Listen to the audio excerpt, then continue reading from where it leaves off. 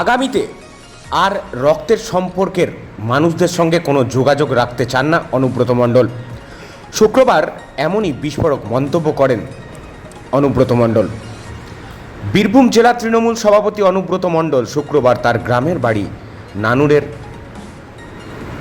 হাটসেরান্দিতে দুর্গাপুজোর প্রস্তুতি পরিদর্শন করলেন। সঙ্গে ছিলেন তার মেয়ে সুকন্যা মণ্ডল। এদিন তিনি বোলপুরে তার বাড়ি থেকে বেরিয়ে সরাসরি গ্রামের বাড়িতে আসেন। প্রথমেই মন্দিরে গিয়ে মাকে প্রণাম করেন, তারপরে পরিবারের সদস্যদের সঙ্গে দেখা করেন।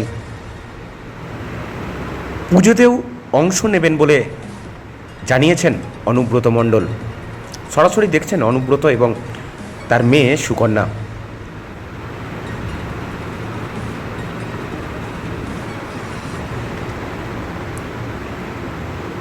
আবারও একবার বলে রাখি, আগামীতে আর রক্তের সম্পর্কের মানুষের সঙ্গে কোনো যোগাযোগ রাখতে চান না অনুব্রত মণ্ডল।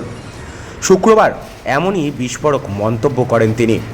বীরভূম জেলা তৃণমূল সভাপতি অনুব্রত মণ্ডল শুক্রবার তার গ্রামের বাড়ি নানুরের হাটসেরান্দিতে দুর্গা পুজোর প্রস্তুতি পরিদর্শন করলেন।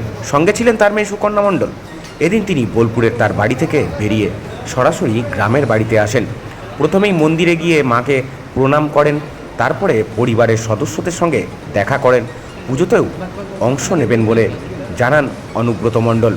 কি বলছেন অনুব্রত শোনাবো আপনাদেরকে, ততক্ষণে দেখতে থাকুন ডেলি নিউজ। বীরভূম বোলপুর থেকে যিশু পরামানিকের রিপোর্ট, ডেলি নিউজ।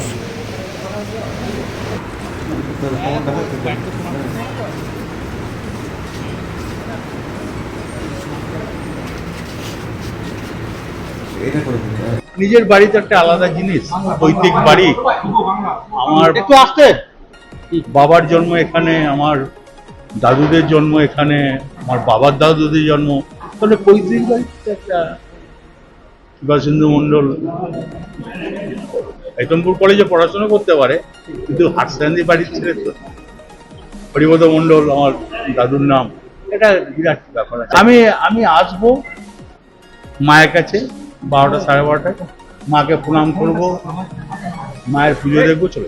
না, আমি খাওয়ানো দাওয়ানো এবারে আমার খাওয়াতে বেশি ভালোবাসেন, কিন্তু আমার আর্থিক কন্ডিশন সেরকম আমি সব সত্যবিধি সকালেই আসবেন না, ওই 12টা। আবার তোমার অষ্টমী নবমী গ্রামের বাড়িতেই ওই যেমন আসতাম। দাদা কেমন দেখলেন বছর পর গ্রামের বাড়ি এলেন, পরিজনের সাথে না, ও তো আমার তো গরিব মানুষ বেশি, আমি ব্লাড রিলেশনের সম্পর্ক রাখতে চাই।